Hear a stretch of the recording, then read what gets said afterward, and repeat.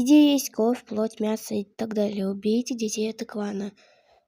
Я не хотела оскорбить персонажей, это мое мнение. Приятного аппетита и просмотра.